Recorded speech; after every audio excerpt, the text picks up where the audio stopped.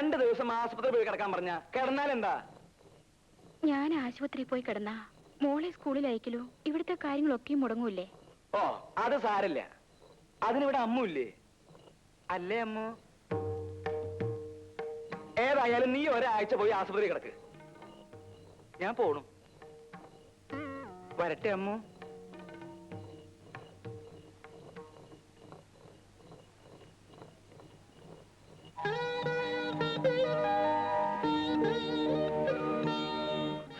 നിന്നെ ആരുടെയെങ്കിലും കയ്യിലേൽപ്പിച്ചാലേ എനിക്ക് സമാധാനമുള്ളൂ. ആശുപത്രി പോയി കിടക്കാൻ പറഞ്ഞത് എന്തിനാണെന്ന് എനിക്കറിയാം. നിന്റെ ചേട്ടന്റെ സ്വഭാവം അങ്ങനെയായി പോയി. ചേച്ചി ഒന്നുകൊണ്ട് വിഷമിക്കണ്ട. എന്നെ സൂക്ഷിക്കാൻ എനിക്കറിയാം ചേച്ചി.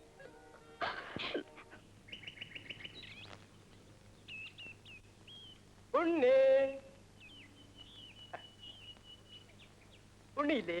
ഇല്ല. ഉണ്ണി പറഞ്ഞിട്ട് ഞാനൊരു ആലവാല് വരച്ചോണ്ട് വന്നിട്ടുണ്ട്. ഇവിടെ ആർക്കും വേണ്ട. നിങ്ങൾ കാരണം അച്ഛനെയും അവൻ എപ്പോഴും തല്ലുകൊള്ളുന്നത്. എന്നോടൊന്ന് എത്ര ദേഷ്യം. ആലവാല് തന്നേക്കട്ടെ, കൊടുത്തേക്കാവോ? ഇവിടെ ആർക്കും വേണ്ടെന്ന് പറഞ്ഞില്ലേ?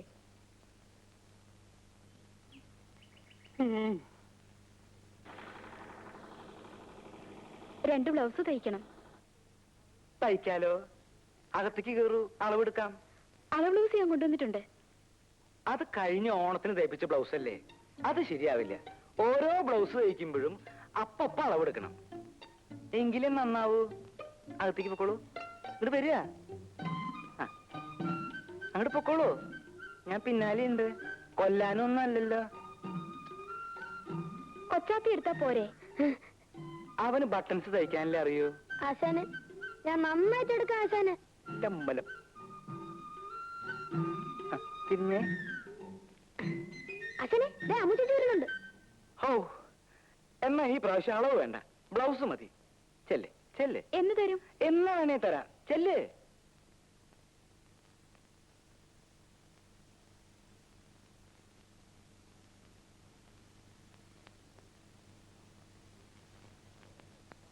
അമ്മൂട്ടിക്ക് ഇതിലേതാ ഇഷ്ടം? എന്തിനാ നീ പറയുന്നേ? ശരാ, എന്നാ ഇതുകൊണ്ട് നിനക്ക് ഞാൻ നല്ലൊരു ബ്ലൗസ് തയ്ച്ചു തരാം. ഇത് ഓരോരുത്തരും തയ്ക്കാൻ കൊണ്ടുവന്ന തുണിയല്ലേ, എനിക്കൊന്നും വേണ്ട. നീ ഇതിട്ട് നടന്ന നല്ല ചന്തായിരിക്കും. ആശാനെ അളവ് എടുക്കണോ? ഇടയ്ക്ക് സംസാരിക്കരുത് ഞാൻ പറഞ്ഞിട്ടില്ലേ?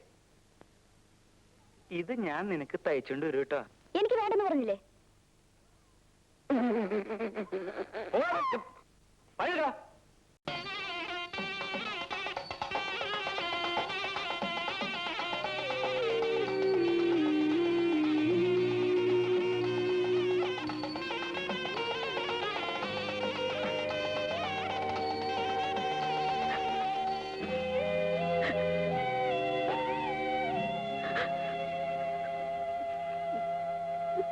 ചേച്ചി, ചേച്ചി എന്തിനാ കരയുന്നത്? ഞാൻ കരഞ്ഞില്ലല്ലോ. ജാനുവിന്റെ കല്യാണത്തിന് ചേച്ചി പോയില്ലേ? ഇല്ല. എന്താ ചേച്ചി പോവാത്തെ? ചേച്ചിക്ക് ഇഷ്ടമല്ലാഞ്ഞിട്ടാ? അതല്ലുണ്ണി, ഞാൻ അവിടെ ചെല്ലുമ്പോ ഓരോരുത്തരും ചോദ്യം ഉണ്ടാവും. കല്യാണമൊന്നും ആയില്ലേ, എന്താ നടത്താത്തെന്നൊക്കെ. എന്നെ കൊണ്ടാവില്ല, പറഞ്ഞു പറഞ്ഞ് മടുത്തോ. ചേച്ചിയുടെ കല്യാണം അച്ഛൻ നടത്താഞ്ഞിട്ടല്ലേ? സ്ത്രീധനം കൊടുക്കാൻ അച്ഛനടുത്ത് പൂത്ത പണം ഉണ്ടല്ലോ, അച്ഛൻ കൊടുക്കൂല. ഇങ്ങനത്തെ ഒരു അച്ഛൻ പിന്നെ ആർക്ക് വേണ്ടി അതൊക്കെ ഉണ്ടാക്കുന്നേ? ഞാൻ അച്ഛനോടൊന്ന് ചോദിക്കട്ടെ? വേണ്ടുണ്ണി, ഇനി അതും പറഞ്ഞ് അച്ഛന് തല്ലുകൊള്ളണ്ട. അല്ലാതെ തന്നെ നിനക്ക് വേണ്ടത് കിട്ടുന്നുണ്ടല്ലോ.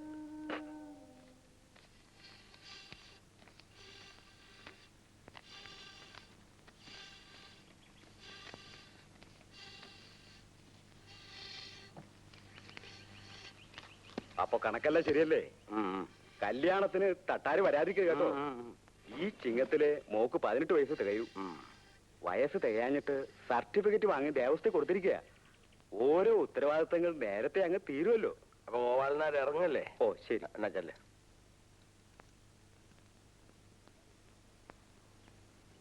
എല്ലാരും എന്നോടാ ചോദിക്കുന്നത്, ചേച്ചിയുടെ കല്യാണം എന്താ നടത്താത്തെന്ന്. നമുക്ക് നടത്തണ്ടേ ചേച്ചാ?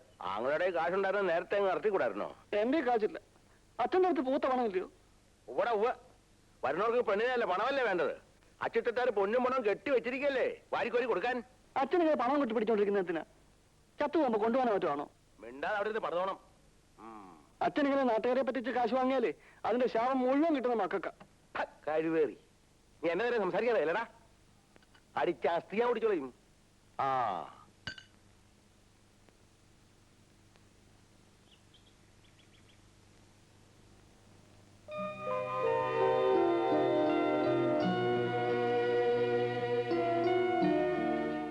ഉണ്ണി,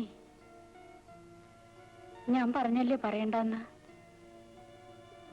അച്ഛൻ ലീലേച്ച കെട്ടിക്കില്ല.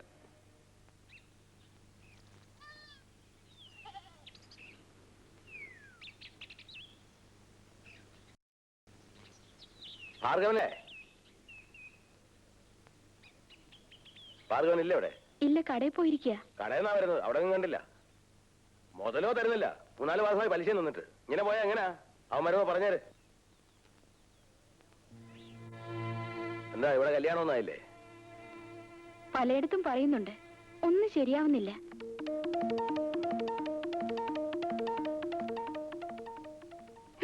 സ്വന്തം മകളുടെ കാര്യം നോക്കാതെയാ മറ്റുള്ളവരുടെ കാര്യം തിരക്കുന്നേ. കാശ് ചെലവാകുമെന്ന് കരുതിയാ ലീലയെ കെട്ടിച്ചയക്കാത്തെ. പാവം, അവൾക്ക് 18 വയസ്സായി. ഒന്നും കൊടുക്കാതെ ആരെങ്കിലും കെട്ടിക്കൊണ്ടുപോകുന്ന കരുതിയിരിക്കുക തട്ടാര്. ഈ കാലത്ത് അത് നടക്കൂ? എനിക്ക് അവളെ കാണുന്നത് ദേഷ്യ. മാനെന്നും വിളിക്കില്ല, മയിലെന്നും വിളിക്കില്ല, മാടത്തെ പച്ചക്കിളിയെ നിന്നെ ഞാൻ പാടത്തെ പച്ച. എടാ കൊച്ചാപ്പി, എന്താടാ ഈ തുണിയിലൊക്കെ കൊച്ചു കൊച്ചു ഹോള്? അല്ല, അതെന്തായിരിക്കും ആശാനെ? എടാ നീ ബീഡി വലിച്ചു കുത്തിയല്ലേടാ? അയ്യോ, ഞാൻ വല്ല നിർത്തി. എടാ കൊച്ചു കഴിവേരുടെ മോനെ, ഞാൻ അവർക്ക് നീ വേറെ തുണി മേടിച്ചു കൊടുക്കണല്ലോ. എടുക്കടാ. ഇല്ല ആശാനെ, ഞാൻ സത്യമായിട്ട് വലി നിർത്തി ആശാനെ. അങ്ങനെ നിന്നെ ഞാൻ ശരിയാക്കാം. എടുക്കടാ. അയ്യോ. സിഗരറ്റാ? ഓ വിൽസ് പാക്കറ്റിൽ ചാർമിനാറാ? അതെ, ആ. ആശാന്റെ കടയ്ക്ക് ഒരു വെയിറ്റ് കിട്ടാൻ വേണ്ടിയല്ലേ? നിന്റെ ഒരു വെയിറ്റ്. ഓ ടിങ് ടോങ്.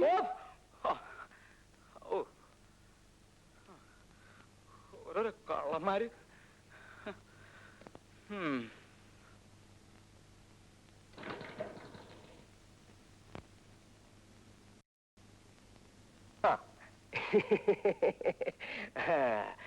വീട്ടിൽ പോയിട്ട് വരുന്ന വഴിയാ. ആഹാ. അനിയത്തി പെണ്ണിനെ ഒരു നല്ല കാര്യം ഞാൻ സെറ്റപ്പ് ചെയ്തിട്ടുണ്ട്. സിനിമാ കൊട്ടയിൽ ആപ്പറേറ്ററാ. ആഹാ. കല്യാണം കഴിയുന്ന അന്ന് മുതലേ നിനക്കും നിന്റെ സ്വന്തം ഭാര്യയ്ക്കും ഫ്രീ സിനിമ കാണാനുള്ള സെറ്റപ്പ് ഞാൻ ചെയ്തിട്ടുണ്ട്. അടുത്ത വ്യാഴാഴ്ച ചെറുക്കനും കൂട്ടരും പെണ്ണ് കാണാൻ വരുന്നതിനുള്ള സെറ്റപ്പും ഉണ്ടാക്കിയിട്ടുണ്ട്. ആഹാ. വലിയ സ്ത്രീധനമൊന്നും കൊടുക്കാത്ത തരത്തിലുള്ള സെറ്റ്. ഒരു കാര്യം, അവൾ എന്റെ ഭാര്യയുടെ അനുജത്തിയാ. എന്നാലും ഉള്ളത് ഞാൻ പറയും. തനിക്കും കൂടി അടി കൊള്ളാതിരിക്കാനുള്ള സെറ്റപ്പിന് വേണ്ടിയാ ഞാൻ ഈ പറയണത്. നീ കാര്യം എന്താ വെച്ചാൽ അവൾക്ക് ഒരു ലവ് ഉണ്ട്, ഒരു പ്രേമം. നീയായിട്ട് അങ്ങനെ വെച്ചാൽ സാരില്ല. വീട്ടിലാവുമ്പോ ആരും അറിയില്ലെന്ന് വെക്കാം. ഇത് കേസ് കെട്ട് വേറെയാ. ആരാ ആരാ ഒരു പോലീസുകാരനായി. നീ പറഞ്ഞത് നന്നായി. ഞാൻ ഇപ്പൊ തന്നെ ചെന്ന് ഒഴിവ് പറഞ്ഞ് ഈ സ്ഥലം മാറ്റാം.